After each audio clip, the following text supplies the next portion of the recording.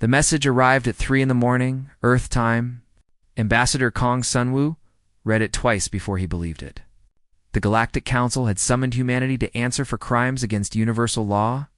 He had 7 days to appear, or Earth would face immediate consequences. Sunwoo was a tall man with gray hair and tired eyes. He had spent 20 years building bridges between humanity and the alien races of the galaxy. Now it seemed those bridges were burning. He traveled alone, except for his aide, a young woman who spoke 14 alien languages. Their small diplomatic shuttle felt very tiny as it approached Harmonia Prime, the great station where the council met. The station was older than human civilization. It hung in space like a silver flower, beautiful and cold. Inside, the council chamber took Sunwoo's breath away. It was a vast dome filled with representatives from over 200 species. Some floated in liquid tanks. Others hung from the ceiling on silk threads. A few existed only as patterns of light. Humanity had joined this community just 40 years ago. They were babies here, surrounded by ancient giants. At the center of the chamber sat High Arbiter Velthus. He was an Orathi, a being made of living crystal that had ruled the council for 3,000 years. When he spoke, his voice rang like a bell through every mind in the room. The species called humanity has violated Quarantine Law 7, Velthos announced. 3 of their colony vessels have settled in the Keth Nebula. This region was closed by council decree 4,000 years before humans learned to make fire. The violation is absolute. The punishment is clear. Sunwoo stepped forward. His heart was beating fast, but he kept his voice calm. High Arbiter, if I may explain. The colony ship New Dawn suffered critical damage during a jump malfunction. The Keth Nebula was the only safe harbor within range. Our people had no choice. They would have died otherwise. Choice is irrelevant, Velthus replied. Law is law. The colonies will be evacuated within 60 solar cycles. All human structures will be destroyed. If humanity refuses, the Council will implement pacification protocols. A cold feeling spread through Sunwall's chest. Pacification. What does that mean exactly? Velthus did not answer. He simply moved to the next item on his agenda, as if the matter was already settled. After the session ended, Sunwoo found a quiet corner of the station. A small alien approached him there. She was Veloci, a species that looked almost like humans, but with pale blue skin and large dark eyes. Her name was Pritha, and she had always been kind to human delegates. You asked about pacification, Pritha said quietly. I will tell you because you deserve to know. It means orbital bombardment. Every colony, every structure, every person. The Council has not faced defiance in 8,000 years, but the last species that refused an evacuation order no longer exists. Their planet is now an asteroid field. Sunwoo felt sick. 2.7 million people live in those colonies. Families, children. The Council does not recognize such distinctions, Pritha said. They see only order and disorder. You are disorder now, Ambassador. I am sorry. That night, Sunwoo sent a message to Earth. He explained everything. The charges, the deadline, the meaning of pacification. He expected panic. He expected fear. He expected his government to begin evacuation immediately. The response came 6 hours later, from the United Earth Parliament. Sunwoo read it with shaking hands. We have received your report. The Parliament has voted unanimously. We do not abandon our people. Not now, not ever. You are authorized to deliver our official response to the Galactic Council. Attached was a single file. Sunwoo opened it and found just one word. The next morning, he requested an audience with High Arbiter Velthus. The council chamber fell silent as Sunwoo walked to the speaking platform. Every eye, every sensor, every consciousness in the room focused on him. High Arbiter, Sunwoo said. I am authorized to deliver humanity's response to your evacuation order. Velthus turned his crystalline head. Light played across his surface like fire. Proceed. Sunwoo took a deep breath. In that moment, he knew he was about to change history. He knew he might be dooming his entire species. But he also knew that some things mattered more than survival. Dignity, honor. The simple promise that you do not leave your people behind. The United Earth Parliament has considered your demands, Sun Wu said. His voice was steady now. Our answer is no. Silence. Complete and total silence. Sun Wu could hear his own heartbeat echoing in his ears. Velthos leaned forward. You refuse? You understand the consequences? We understand, Sun Wu said. We simply do not accept them. Those are our people. That is our territory now. We will not abandon them because your laws say we should. Then you choose war, Velthos said. Against the entire galaxy. Against 400 species. Against fleets that number in the hundreds of thousands. You choose extinction. No, Sun Wu replied. We choose to stand. What you choose to do about it is your decision, not ours. He turned and walked out of the council chamber. Behind him, chaos erupted. Delegates shouted. Alarms rang. For the first time in 12,000 years, the Galactic Council did not know what to do. On the shuttle ride home, Sun Wu's aide looked at him with wide eyes. What happens now? She asked. Sun Wu stared out the window at the endless stars. Somewhere out there, 2.7 million humans were living their lives, unaware that the entire galaxy had just declared them criminals worthy of death. Somewhere out there, Earth was preparing for a war it could not win. Now, Sun Wu said quietly, we find out what humanity is made of.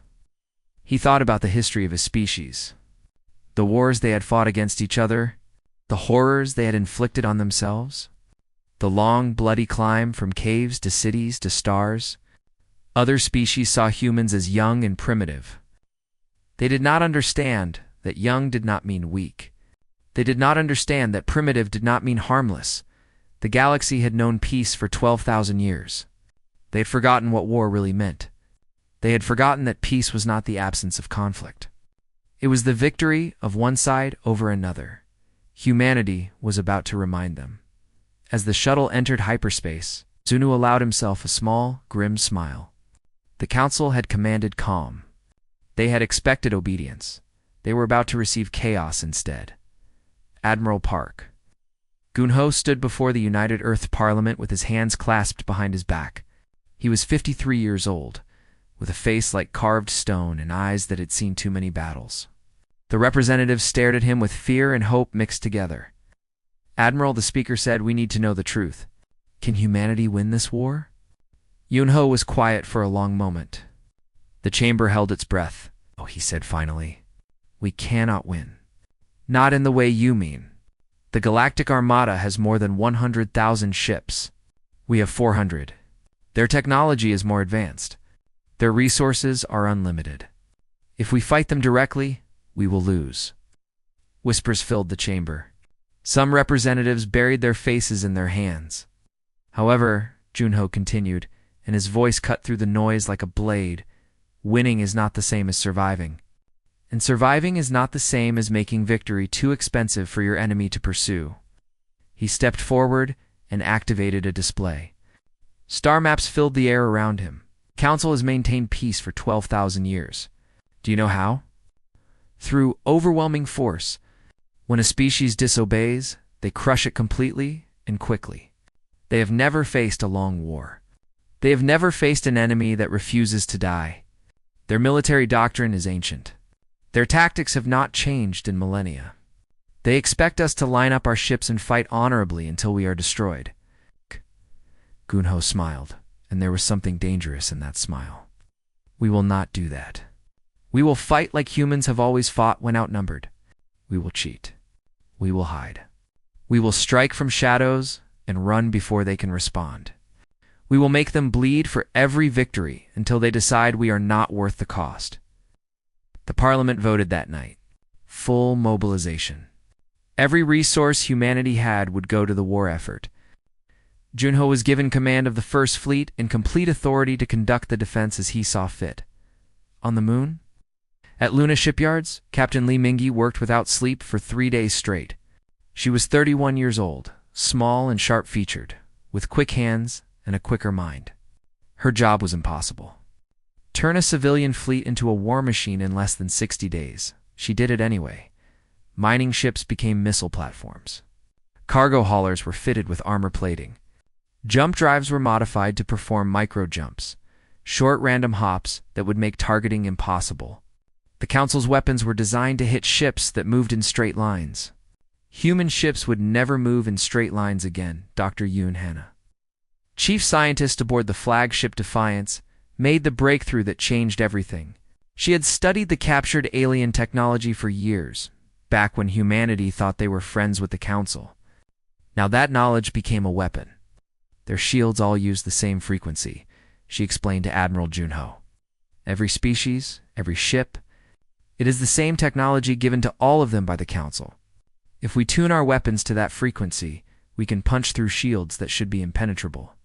What is the catch? Junho asked. Range. The effect only works at close range. Very close. We will have to fight them face to face. Junho nodded slowly. Good, that is exactly what they will not ECT. On the lower decks of the Defiance, Sergeant Choi Tai-ho drilled his Marines until they dropped, then made them get up and drill again. Tai-ho was 40 years old, built like a wall, with scars on his arms from the Mars uprising 10 years ago. He had fought humans who wanted to kill him. Now he would fight aliens. The Council has not seen boarding action in 8,000 years, he told his soldiers. They have forgotten what happens when enemies come through your walls.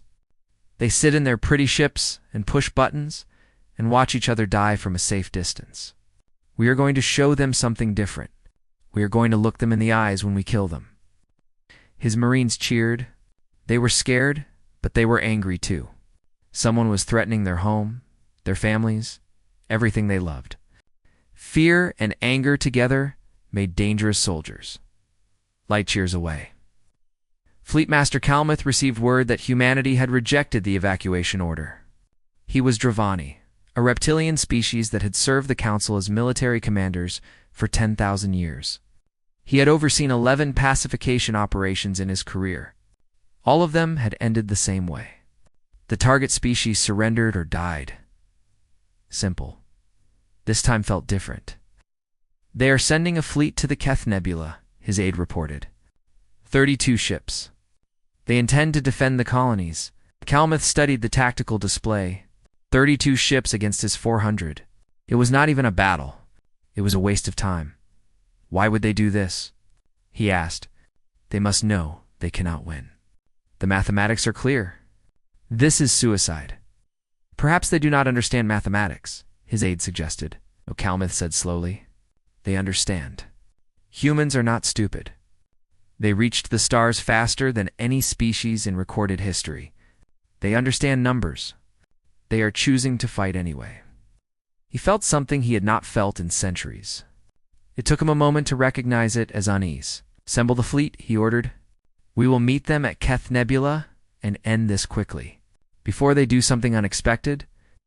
But even as he gave the order, Kalmuth wondered if he was making a mistake.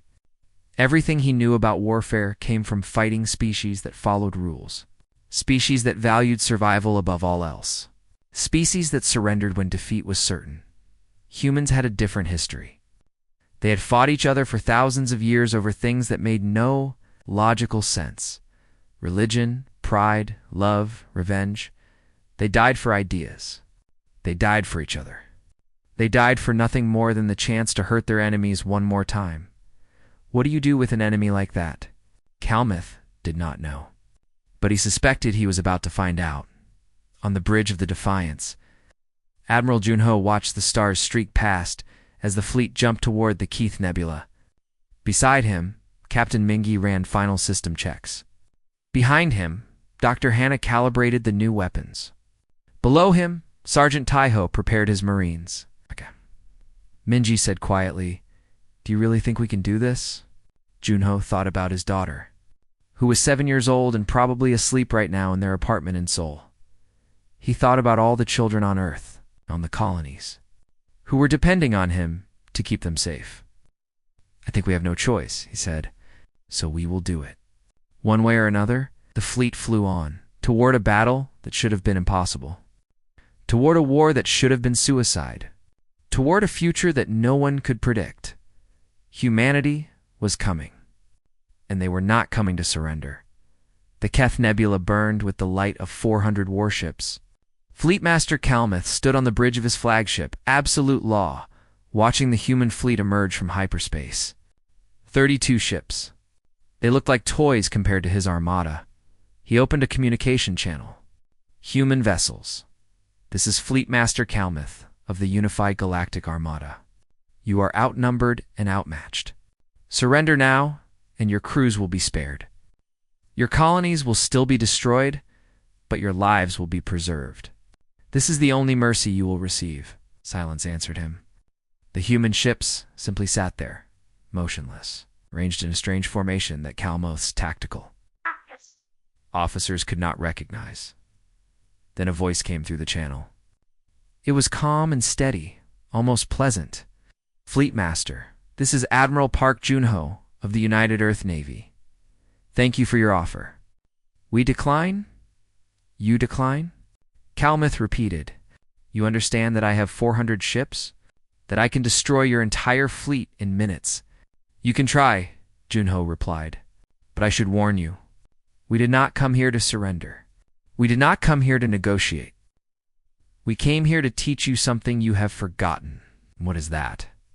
What war really looks like. Hey, the channel closed. Calmuth stared at the display, confused. Then the human ships began to move, and everything he knew about warfare became useless. They did not advance in formation. They scattered like startled fish, each ship moving in a different direction at maximum speed. Then they began to jump. Short jumps. Random jumps. They would disappear and reappear somewhere else entirely. Never in the same place twice. Calmuth's targeting systems went crazy. They were designed to track ships moving in predictable patterns. These humans moved like madmen, like their pilots were rolling dice to decide where to go next. Fire at will. Calmuth ordered. His ships fired. Thousands of weapons lit up the nebula with deadly light. They hit nothing. The human ships were already gone, already somewhere else. It's already jumping again. And then they were close. Lieutenant Beak Nari led her fighter squadron into the chaos. She was 26 years old, small enough to fit in the tiny cockpit of her strike craft. With reflexes fast enough to dance through enemy fire, her calcine was Comet, and today she intended to earn it. All wings, follow me, she broadcast. Get close. Get dirty. Make them panic. Her fighters dove into the enemy formation. They were so small and so fast that the big ships could not target them. Nari flew between two massive cruisers, close enough to see the alien crew through the windows. She fired her missiles at point-blank range and watched one cruiser's shield flicker and die behind her. The destroyers followed. They were using Dr. Hannah's frequency weapons. At close range, the shields that had protected Council ships for millennia simply stopped working. All ships engage at close quarters. Admiral Junho ordered from the Defiance. Get inside their formations. Make them afraid to fire because they might hit each other. Captain Minji coordinated the attack from the tactical station, her fingers flying across her console. She tracked every human ship, every enemy vessel, every missile and beam in the battle. She saw patterns where others saw chaos. She found gaps in the enemy formation and sent human ships through them. Boarding teams. Go, Junho commanded, on a Dravani battlecruiser. Sergeant Taiho and his Marines cut through the hull with breaching charges. They poured into the ship like water through a broken dam. The aliens inside had never seen anything like it. Their security protocols were designed for orderly combat, not for screaming humans charging down corridors with rifles blazing. Taiho shot 3 aliens before they even raised their weapons. His Marines spread through the ship, taking control of critical systems. The aliens tried to fight back, but they moved too slowly. They thought too much. They had forgotten that sometimes survival meant acting without thinking.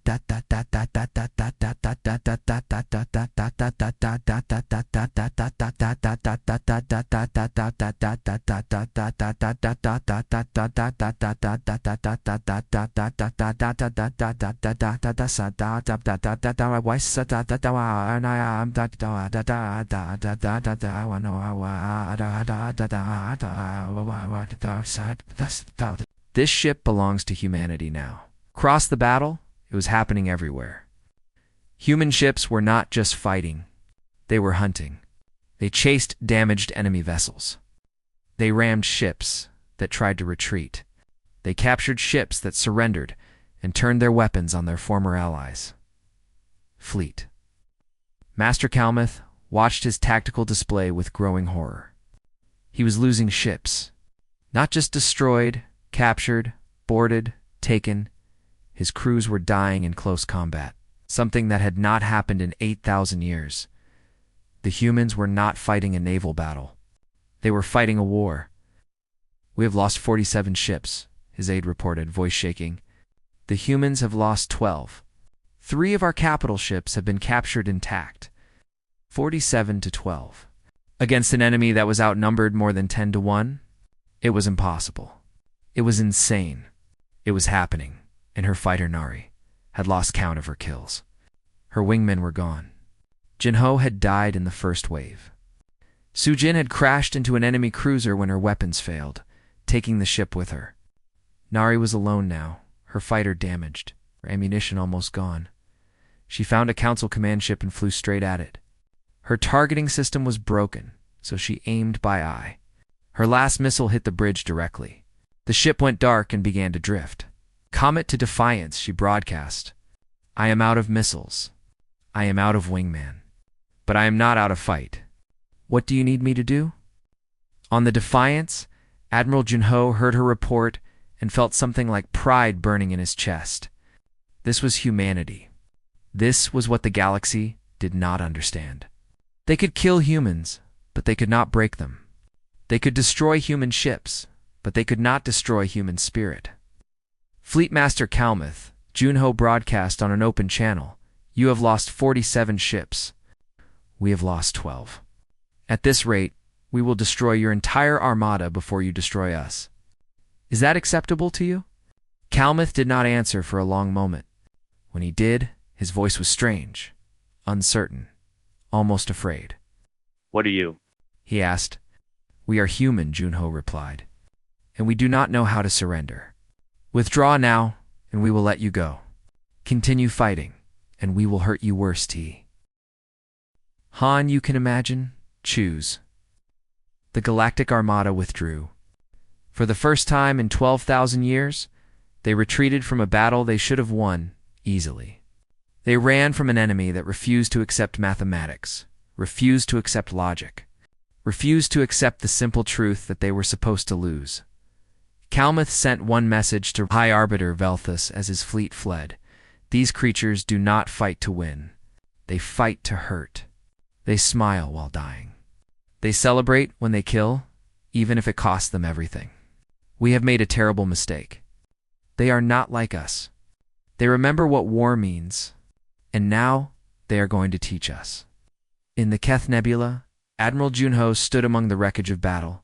12 human ships lost. Hundreds of sailors dead.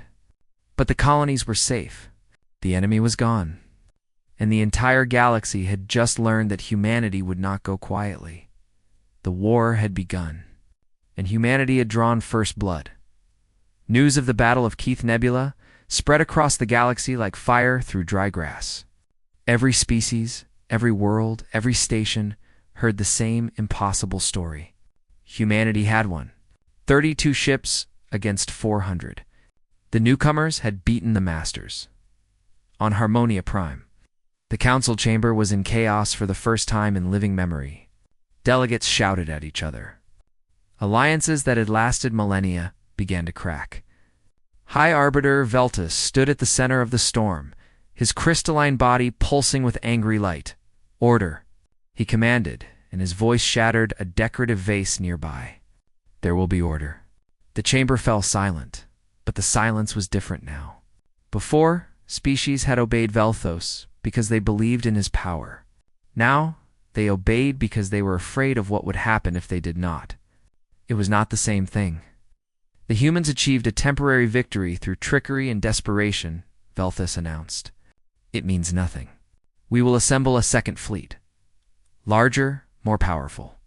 We will crush this rebellion and restore peace to the galaxy. Delegate Pritha stood. Every eye turned to her. The Veloci were a quiet species, known for diplomacy rather than confrontation. For one of them to speak against the Arbiter was almost unheard of.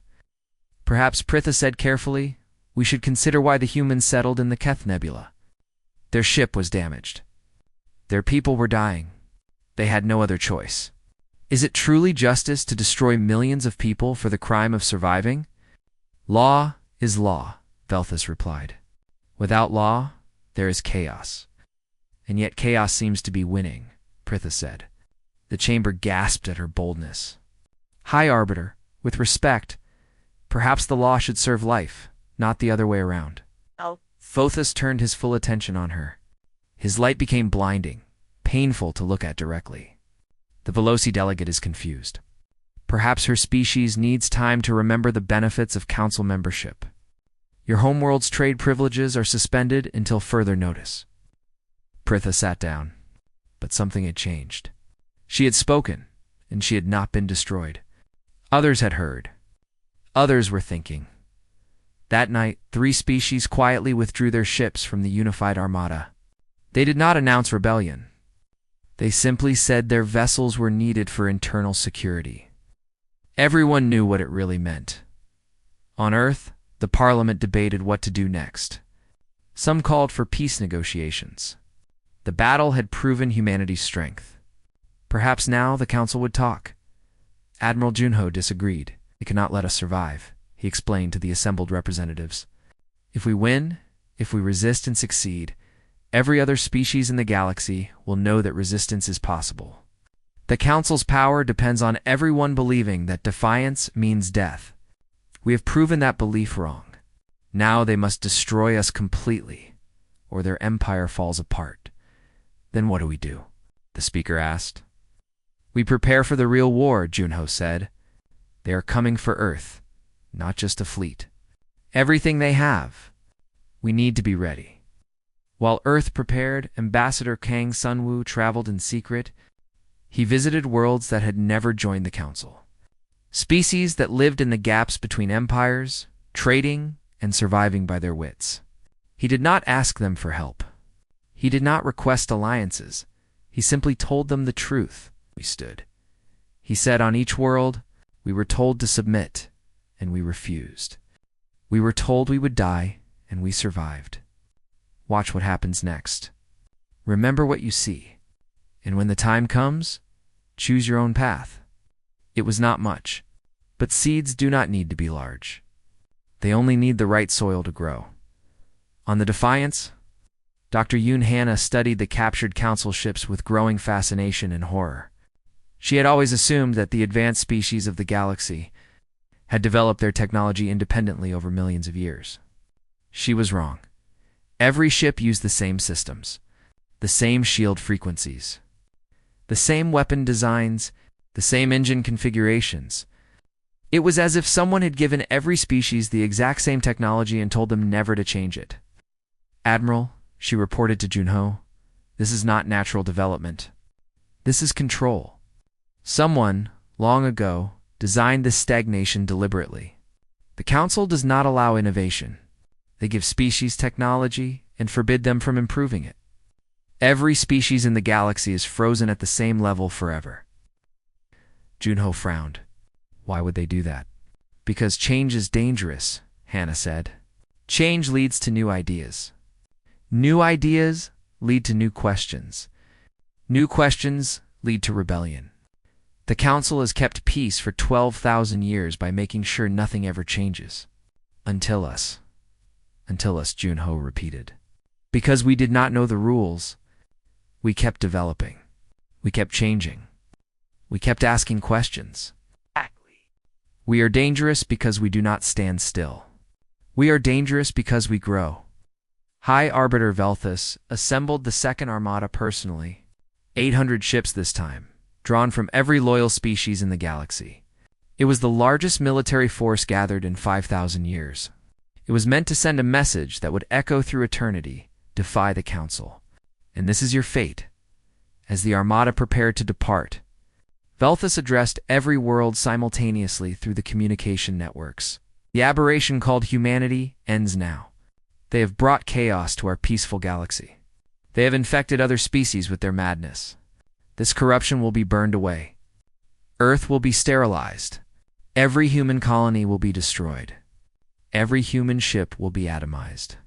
When we are finished, there will be no evidence that humanity ever existed. This is the price of defiance. Remember it. On Earth, Admiral Junho watched the broadcast with his command staff. 800 ships. More firepower than humanity had ever seen. More than enough to turn their entire planet into glass. Captain Mingy was pale. Admiral, that is twice the force we faced at Keth. We cannot fight that. We will not fight it, Junho said. Not the same way. They are coming to our door this time. Let them come. Let them see what 8 billion people fighting for their home looks like. He turned to face his officers.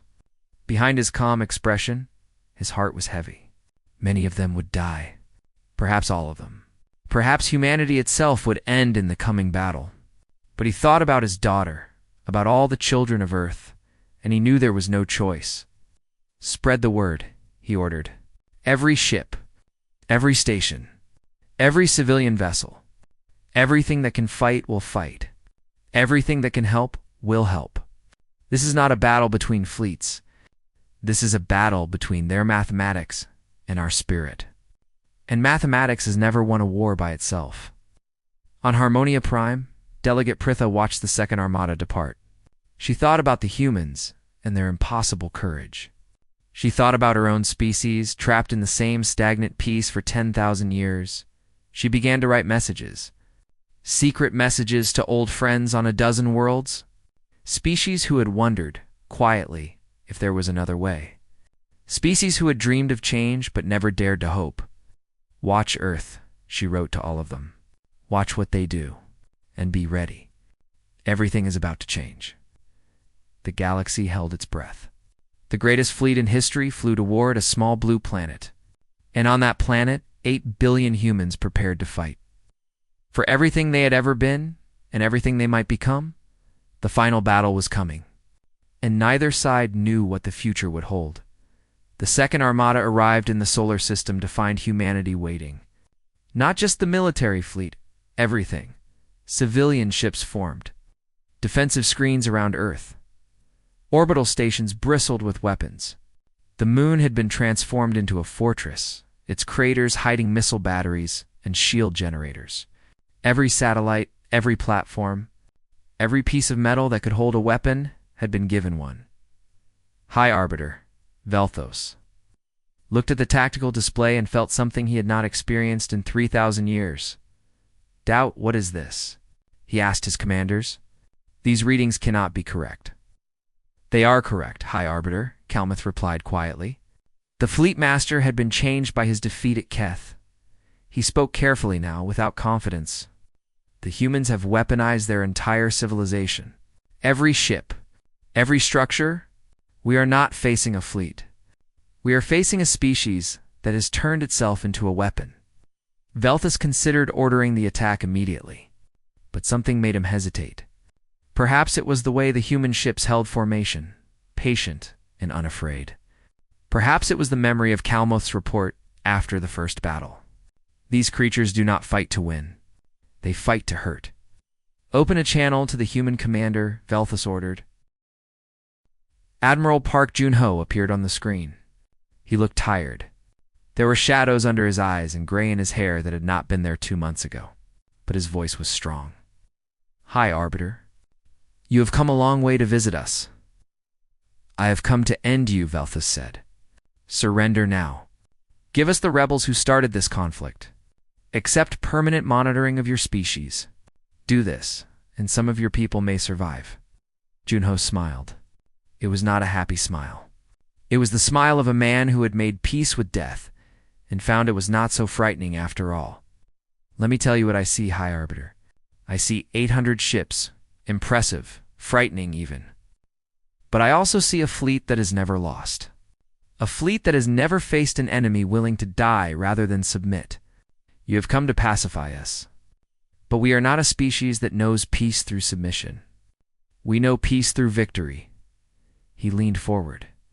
If you want our world, come and take it. But understand this. You will pay for every kilometer in blood. Your ships will burn. Your soldiers will die. And when you finally reach our surface, you will find every man, woman, and child waiting for you with whatever weapon they can hold. We will fight you in orbit. We will fight you in the atmosphere. We will fight you in the streets, in the mountains, and the oceans. We will never stop. We will never surrender. And when you have finally killed the last human, you will look at what remains of your armada and wonder if it was worth the cost. Velthus cut the channel. For a long moment, he was silent. Attack, he ordered finally. Full assault. Destroy everything. The Battle of Earth began. It was chaos. Beautiful, terrible, human chaos. Human ships did not fight in formations. They fought like pack animals, hunting in groups, supporting each other, sacrificing themselves to save their allies. They rammed enemy vessels. They crashed fighters into enemy bridges. They ejected from destroyed ships and continued fighting in their spacesuits. Lieutenant Beeknari had been given a new ship after Keth. She flew it straight into the enemy formation, drawing fire away from the defensive platforms. Her shields failed. Her engines died. She was dead in space, surrounded by enemies. She set her reactor to overload and aimed her drifting ship at the largest enemy vessel she could see. For Earth, she whispered, and pushed the button. Her explosion took 3 council ships with her, Sergeant Choi. Taiho led boarding parties against enemy vessels throughout the battle. His Marines were exhausted. Half of them were wounded. They kept fighting. On one council battleship, Taiho held the engine room with just 4 soldiers against 200 aliens for 3 hours. They fought hand to hand. They fought with broken weapons and bare hands.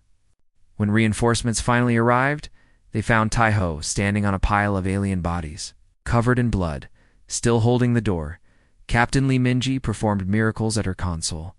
She used Earth's gravity and the moon's mass to slingshot damaged ships back into battle. She coordinated thousands of vessels, finding patterns in the chaos, exploiting every weakness in the enemy formation.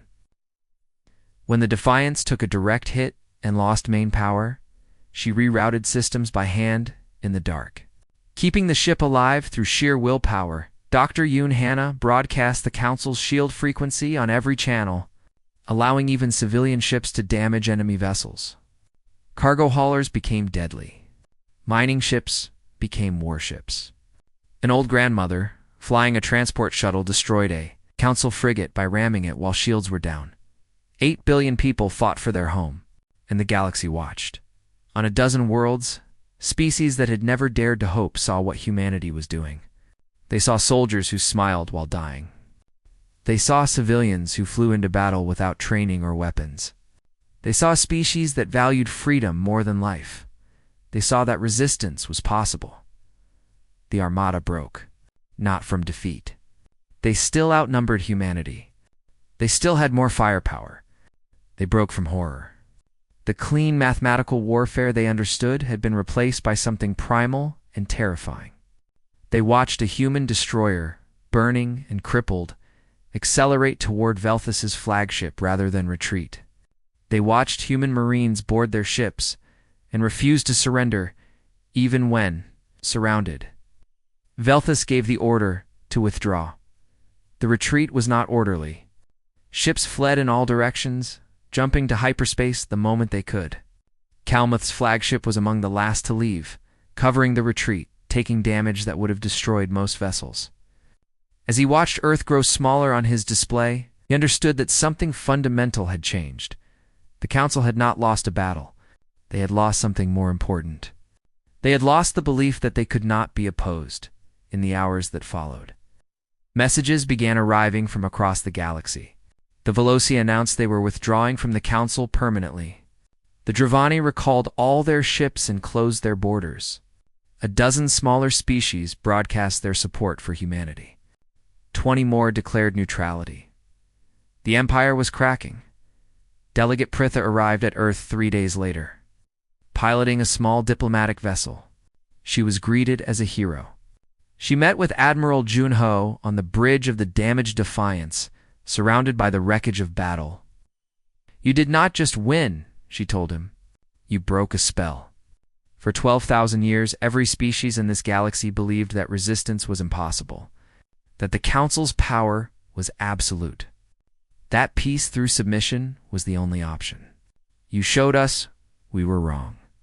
Junho looked out at the stars. Somewhere out there, species were rising. Empires were falling.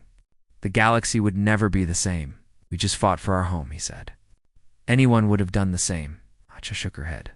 "No, Admiral, they would not have. That is what makes you special. Other species fight to survive. You fight to live. There is a difference, and we are only now beginning to understand it." On Earth, Ambassador Kang Sun-woo addressed the United Parliament. The representatives looked exhausted but triumphant. They had survived the impossible. They had won against everything.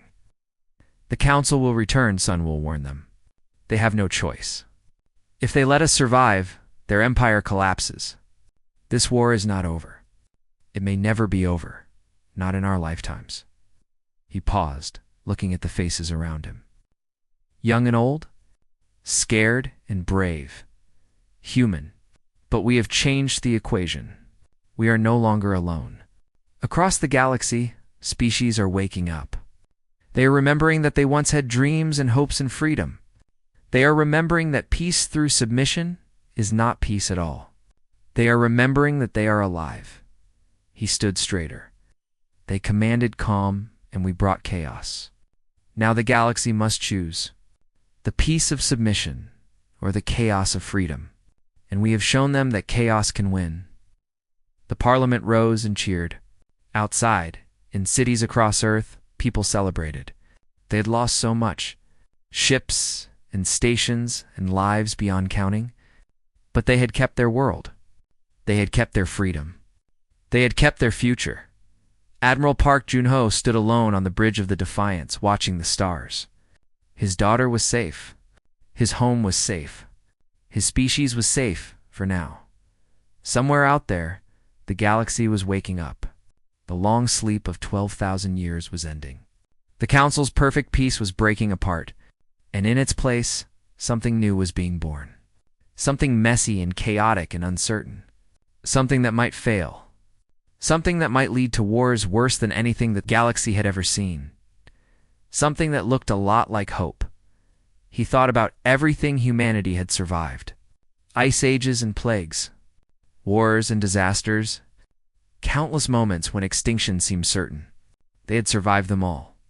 Not because they were the strongest or the smartest or the most advanced, but because they refused to give up, because they fought even when fighting was hopeless. Because they believed that tomorrow could be better than today. That was humanity's gift to the galaxy. Not weapons or tactics or technology, but the simple, stubborn belief that surrender was not the only option. That hope was worth fighting for. That freedom was worth dying for.